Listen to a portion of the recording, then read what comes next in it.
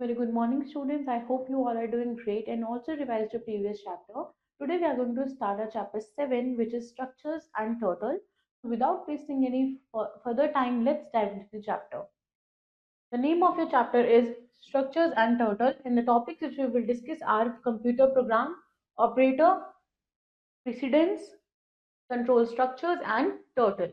Now let's begin with the very first topic, which is computer program. Computer program क्या होता है? Computer program एक sequence होती है या फिर सेट ऑफ इंस्ट्रक्शंस होते हैं किसी भी प्रोग्रामिंग लैंग्वेज के अंदर for a computer to execute, यानी कि ये जो प्रोग्राम होता है, जो सेट ऑफ इंस्ट्रक्शन होता है जिसको कोड किया जाता है बाय दी प्रोग्रामर्स, फिर इसको इसलिए किया जाता है ताकि वो एग्जीक्यूट कर सके. कंप्यूटर प्रोग्राम्स जो होते हैं, they are one component of software which also includes documentation, कि documentation include करते हैं and other intangible components को ये include करते हैं. Programs stored in the memory of a computer enable the computer to perform a variety of tasks in sequence or even intermittently. The idea of an internally stored programs was introduced in the late 1940s. First, we need to understand about operators. Operators क्या होते हैं? Operators कुछ special symbols होते हैं that are used for specific purpose. यानी कि specific purpose के लिए हम इन symbols का use करते हैं, उनको operator बोला जाता है. The object on which the operator act upon are called operands. That means ऐसे objects जिनके ऊपर operator क्या करता है, act करता है, उनको operands बोला जाता है. Likewise, मैंने आपको दिया 2 plus 2. तो here जो 2 है, both the 2 they are our operands and plus is our operator, because ये कहाँ act कर रहा है, both the numbers पे, तो ये दोनों हमारे operands हो गए and the symbol which we are using is our operator. There are many types of operators in Python. Python के अंदर बहुत सारे तरीके के operators आते हैं, जैसे arithmetic, relational, logical, assignment, etc. Arithmetic operators कौन से होते हैं? अरिथमेटिक ऑपरेटर्स होते हैं जिनका हम यूज करते हैं टू परफॉर्म मैथमेटिकल ऑपरेशंस. तो मैथमेटिकल ऑपरेशंस परफॉर्म करने के लिए जो यूज होते हैं वो हमारे अरिथमेटिक ऑपरेटर्स होते हैं. जैसे इसके अंदर आता है हमारे पास plus, minus and slash, which is plus use करते हैं हम for addition and concatenation in strings. तो जैसे 200 प्लस 45, तो इसका हो जाएगा 245, एंड अगर हमने किया गुड प्लस मॉर्निंग तो ये हो जाएगा गुड मॉर्निंग. माइनस हम यूज करते हैं फॉर सब्ट्रैक्शन, जैसे 100 minus 20 it will be 80. Division, हम ये जो स्लैश होता है हम इसको यूज करते हैं फॉर डिवीजन, लाइक 28/4 इज 7.0.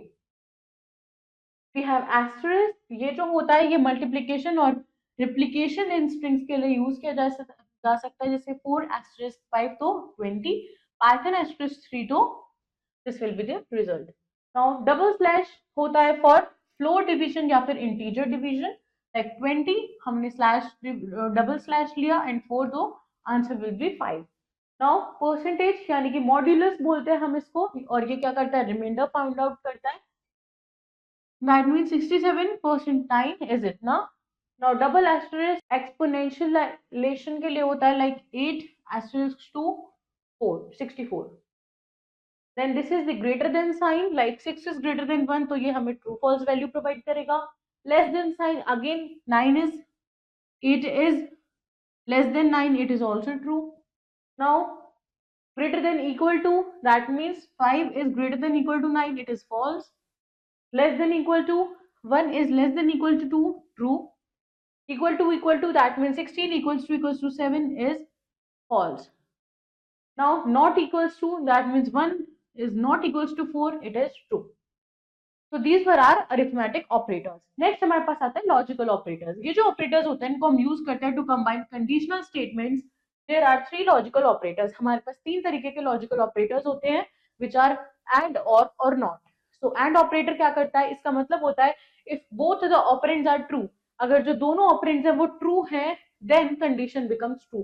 तभी हमारी condition true होगी. That means if x is equals to true and y is equals to also true, तो x and y दोनों true हो गए तो यहाँ पे condition true हो जाएगी. लेकिन x true है y false है तो x and y equal नहीं हुए, that means condition false हो जाएगी. अगर दोनों ही conditions true होंगी तभी आंसर true आएगा, एक भी अगर false हो गई तो आंसर will be false.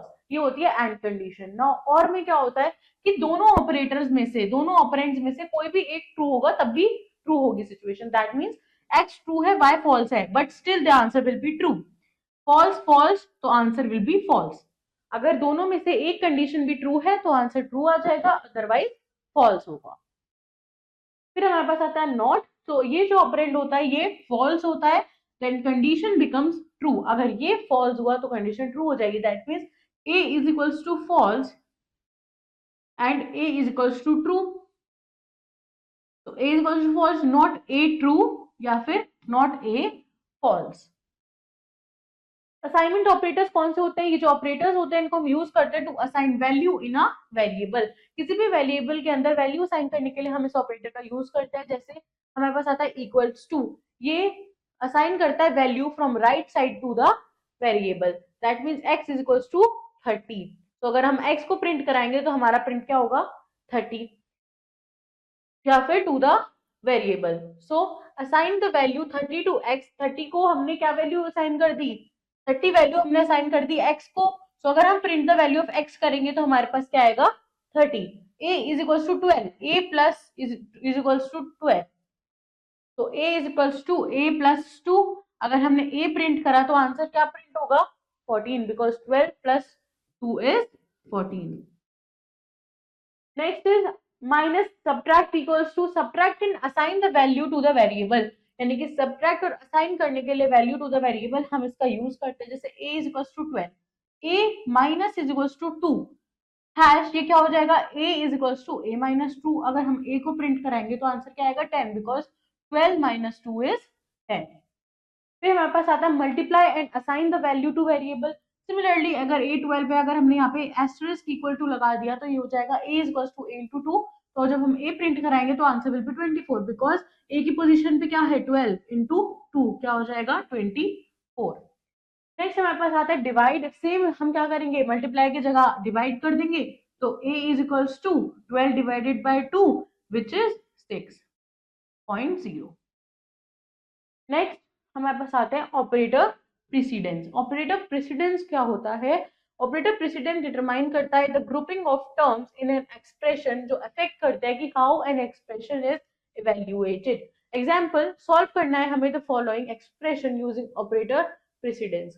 तो हमने यहाँ पे क्या किया? 3 plus 5, 3 plus 5 multiply by 8 divided by 2 minus 4। तो हमने पहले डिवाइड किया which is 4, then we have multiplied it, so 5 4s are 20, then we have added 3 plus 20 23, and then we subtracted 23 minus 2 21। Now इसमें हमारे पास क्या क्या ऑपरेटर आता है? ये होता है पैरेंथेसिस, इस ब्रैकेट को हम बोलते हैं पैरेंथेसिस। ये हमारी फर्स्ट प्रायोरिटी होती है जिसमें हम क्या देखते हैं? डिवाइड देखते हैं। फिर हमारे पास आता है दिस, यानी कि मल्टीप्लीकेशन डिवीजन मॉड्यूलस, ये हमारी सेकंड प्रायोरिटी होती है। फिर प्लस माइनस हमारी थर्ड प्रायोरिटी होती है, एंड इक्वल्स टू असाइनमेंट हमारी फोर्थ प्रायोरिटी होती है। तो output of the above expression is 21। Moving forward to control structures. Control structures क्या होते हैं? A program is a set of instructions. Program क्या होता है? एक सेट ऑफ इंस्ट्रक्शंस होता है जो एग्जीक्यूट होते हैं एक सीक्वेंशियल मैनर में, and in some situations we have to change the order. कुछ कुछ सिचुएशंस ऐसी होती है जिनमें हमें ऑर्डर को चेंज करना पड़ता है of execution of the program, which is based on conditions या फिर रिपीटेशंस ऑफ स्टेटमेंट, जब तक कंडीशंस मेट नहीं हो जाती। तो देयरफॉर जो कंट्रोल स्ट्रक्चर्स होते हैं हम इनका यूज करते हैं टू कंट्रोल या फिर change the flow of execution. 3 basic control structures हमारे पास होते हैं which are sequential is the number 1। In a program जो इंस्ट्रक्शंस हैं जो एग्जीक्यूट होंगे one after the other in order they are written, it is called sequential execution. यानी कि जब इंस्ट्रक्शंस एक एक करके एग्जीक्यूट हो रहे होते हैं उसको बोला जाता है सीक्वेंशियल एग्जीक्यूशन। एक्शंस इंक्लूड करते हैं इनपुट, प्रोसेस एंड आउटपुट। सारे एक्शंस मस्ट बी एग्जीक्यूटेड, सब एक्शंस को एग्जीक्यूट होना यहाँ पे कंपलसरी है। That is none can be skipped, कोई भी इंस्ट्रक्शंस हमारे यहाँ पे एक्शन स्किप नहीं हो सकते। जैसे example of actions are calculated total and printing them. Total calculate करके उसको प्रिंट करना है। Suppose this is the action, the programs you have learned in the previous class have followed this control structure। फिर हमारे पास आता है next conditional. तो conditional control structure ये बताता है कि जो प्रोग्राम है विच एक्शन टू टेक, कि कौन सा एक्शन हमें लेना है based on a certain condition. जैसे कि if else, elif and nested if else, come under this structure. तो स्ट्रक्चर के अंदर ये कुछ कंडीशंस है जो भी मेट होती है. लूप के अंदर क्या होता है? लूप एक ऐसा कंट्रोल स्ट्रक्चर है जो एनेबल करता है प्रोग्राम को कि वो क्या कर सके, वन और मोर एक्शंस को repeatedly as long as certain condition met perform कर सके. यानी कि हमारी जो कंडीशन है उसको रिपीटेडली वो करता रहता है जब तक हमारी कंडीशन मेट नहीं हो जाती. Next is indentation in Python. Indentation क्या होता है पाइथन के अंदर? जो पाइथन प्रोग्राम्स होते हैं they get structured through indentation, that is code blocks are defined by their indentation. जो कोड ब्लॉक्स होते हैं वो उनके इंडेंटेशन के बेसिस पे डिफाइन करे जाते हैं. All the statements in condition and looping statements are structured using indentation, यानी कि वन टैब स्पेस. तो ये जो प्रिंसिपल होता है ये बहुत इजी कर देता है हमारे लिए to read and understand other people's Python code. We have number of situations, हमारे पास यहाँ पे बहुत सारे नंबर ऑफ सिचुएशंस होते हैं जहाँ पे we have to change the order of execution of statements which are based on certain conditions. तो ये इन्वॉल्व करता है काइंड ऑफ डिसीजन मेकिंग, ये देखने के लिए कि whether the particular condition has occurred और नॉट. जो पर्टिकुलर कंडीशन हमें चाहिए थी वो आ गई या नहीं. एंड डायरेक्ट द कंप्यूटर, और ये कंप्यूटर को डायरेक्ट करता है कि वो एग्जीक्यूट करे स्टेटमेंट्स को accordingly. When a program breaks the sequential flow, जब भी जो प्रोग्राम है वो सीक्वेंशियल फ्लो को ब्रेक कर देता है और जंप करता है to another part of the code, इसको बोला जाता है branching. For example if you want to visit a zoo, अगर आपको एक जू विजिट करना है, what is the one thing you must have? ऐसी कौन सी चीज है जो आपके पास होनी चाहिए? इट शुड बी एंट्री पास. जू को विजिट करने के लिए आपके पास एंट्री पास होना चाहिए. If you have any entry pass you can enter the zoo. अगर आपके पास एंट्री पास होगा तो आप जू के अंदर एंटर कर सकते हो. If you have an entry पास, अगर है तो आप एंटर कर सकते हो, अगर नहीं है तो आप यहाँ से ही चले जाओगे, एलिमिनेट टर्मिनेट हो जाएगा. Another example, if you are thirsty, अगर आपको प्यास लग रही है, व्हाट वुड यू प्रेफर? आपको क्या चाहिए, जूस और ब्रेड? तो of course your answer will be in the favor of juice because you are thirsty. And if you are hungry then you will have opted the bread. So the decision is based on situation. जो decision होता है जो हम लेते हैं वो situation पे based होता है, which is logically called condition, और इसको basically बोला जाता है condition. If you are thirsty you will prefer juice, if you are hungry you will prefer bread. तो in programming, Python programming language हमारे पास 4 conditional control structures होते हैं. If statement, if else statement, if else statement and nested if statement. So these are the few statements जो हमारे पास Python के अंदर control structures में consider होती है. तो सबसे पहले आती है इफ स्टेटमेंट. तो बेसिकली जो हमारी इफ स्टेटमेंट होती है ये टेस्ट करती है कि जो हमारी कंडीशन है and if it is true, that means ये टेस्ट करती है कि जो कंडीशन है वो ट्रू है या नहीं, परफॉर्म करती है कुछ steps, otherwise it does nothing, वरना ये कुछ नहीं करती. इसका सिंटेक्स होता है इफ कंडीशन, जो भी हमारी कंडीशन है हम वो इफ के साथ पुट करते हैं and then body of it. तो जैसे फॉर एग्जाम्पल हमारे पास ये कंडीशन है, अगर ये फॉल्स होगी तो हमारा जो प्रोग्राम है वो टर्मिनेट हो जाएगा, अगर ये ट्रू होगा तब जाके ये वो एंटर करेगी to the body of the program. Now the flow chart shows the execution process of if statement. जो फ्लो चार्ट था वो उसने हमारे को इफ स्टेटमेंट का पूरा एग्जीक्यूशन प्रोसेस एक्सप्लेन किया. And if the given condition is true, अगर हमारी गिवन कंडीशन ट्रू होगी देन जो बॉडी ऑफ इट है उसमें हम एंटर करेंगे and we will be it will be executed. And if the given condition is false, अगर हमारी given condition false होगी then the body of it will not execute और वो terminate हो जाएगा. Program 1, program to check if the given number is negative. अगर हमारा जो भी given number है वो negative होगा तो for that if statement क्या होगी, that if num is less than equals to 0, num यहाँ पे हमने लिया है to take the value of number, तो अगर वो number less than 0 होगा तो वो automatically negative हो जाएगा. Then it will print number is negative. So in the output जो भी number आएगा अगर वो less than 0 होगा या equals to 0 होगा then it will be negative. Now program 2 to check whether you are eligible to vote or not. तो हमारे पास यहाँ पे condition आ गई, if age is greater than equal to 18 then print होगा you are eligible for vote. Like ऐसे आएगा enter your age, हमने पहले एक input लिया, प्रिंट कराया हमने question which is enter your age. अगर 25 है so yes you are eligible for vote because it is greater than equals to 18. Now if else statement बोलती है that it is similar to if statement, इस if statement की तरह ही होता है, बट इन दिस केस जो condition होती है वो ये टेस्ट करती है दैट इट इज फॉल्स, यानी कि जो स्टेटमेंट है वो after the else statement execute होगी। That means let us take a real life example, if it will rain today, अगर यस ट्रू तो I will watch TV at home. But if no, false, so I will go outside and play cricket. So it is a real example of if else. That means जो condition है अगर true होगी तो it will do this. अगर false हो गई then we have another option to do something for execution. Now इसका syntax होता है if condition body of it then we have else. तो if statement हमारी यही body of it तक finish हो जाती है, but if else statement में we got else condition also and then body of else. Now if the given condition is true, अगर हमारी given condition true होगी the body of it will execute. If the given condition is false तो body of it क्या करेगी, else वाली हमारी condition को execute कर देगी. Note, use the indentation for block separations. Next is program 1.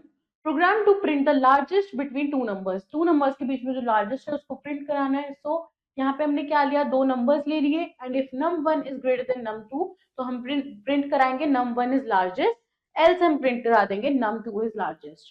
तो इस तरीके से हमारी को आउटपुट स्क्रीन पे रिजल्ट मिल जाएगा. In the above example the given value of num1 is greater than num2, so statement ने क्या किया, block will be executed if block यहाँ पे execute हो गया. Now in this program num1 is equals to num2 percentile 2, so num1 is equals to 0, print कर देंगे हम num is even, otherwise else में क्या होगा, number is odd. So enter a number 20, तो 20 is even. If elif else statement when multi-path decisions are involved, जब हमारे पास multi-path decisions involve होते हैं तो we can put ifs together in this statement if the first condition after if is false. अगर if के बाद जो first condition होती है वो false हो जाती है then it will check the condition after elif. So let us take a real life example. If light is red, अगर light red है तो stop. Elif light is yellow then ready. Elif light is green then go and else wait for the signal. So इसका syntax होता है if condition 1 body of it, elif condition 2 body of it, otherwise else and body of else. तो condition 1, तो if our condition 1 is true तो वो body of it में enter करता है, अगर condition false होगा तो वो condition 2 के पास जाएगा and then condition 2 अगर true होगी तो वो body of elif में चली जाएगी, अगर condition 2 भी false है तो वो body of else में चली जाएगी.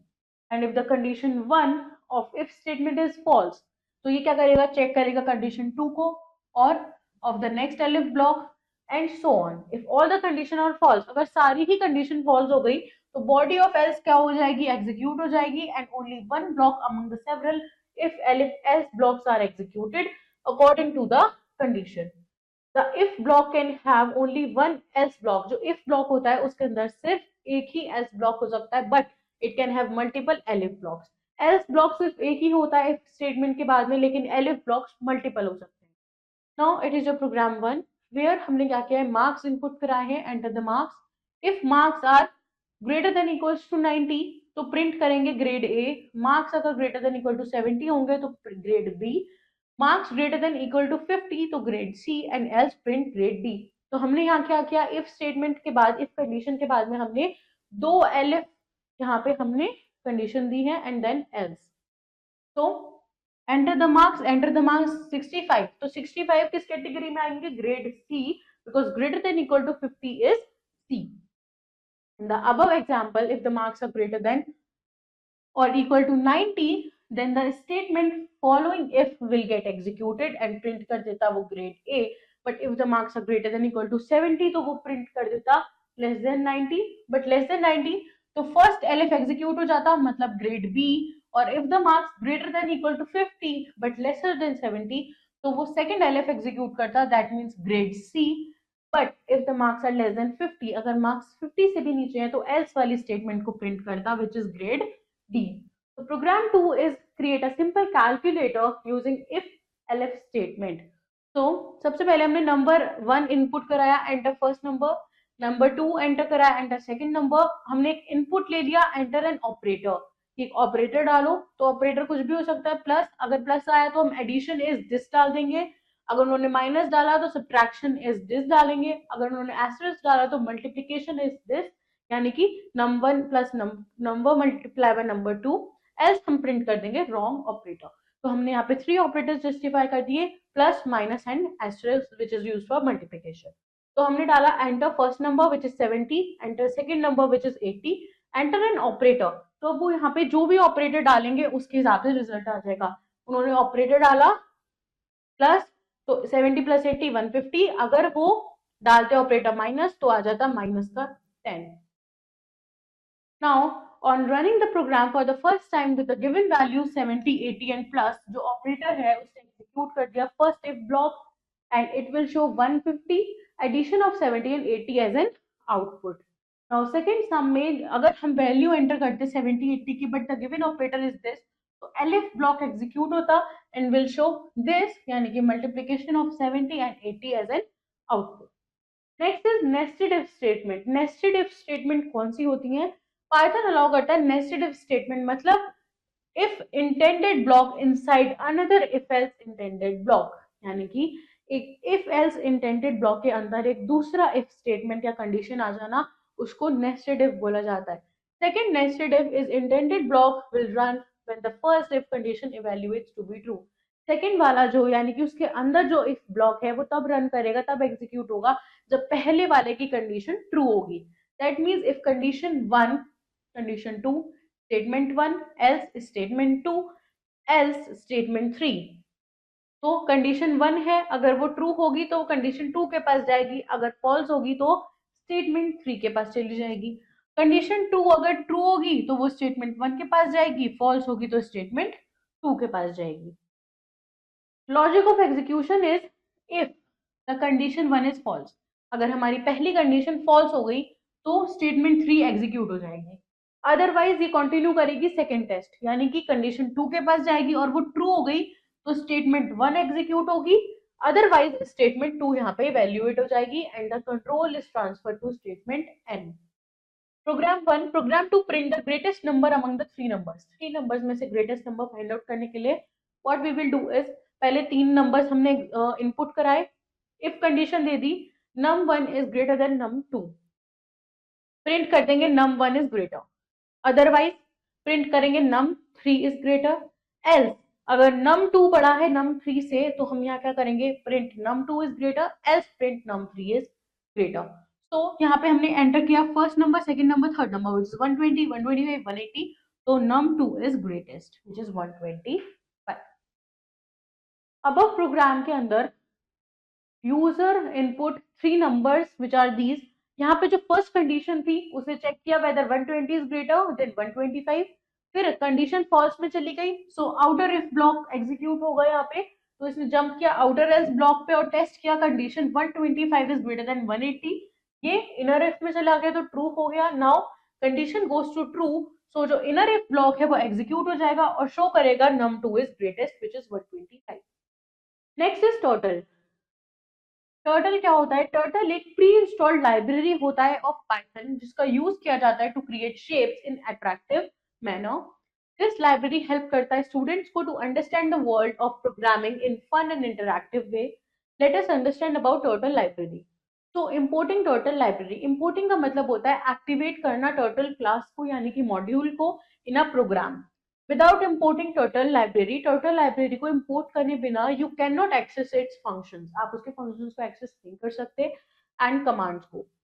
तो at first you need to import turtle library, सबसे पहले हमें टर्टल लाइब्रेरी को इम्पोर्ट करना होता है।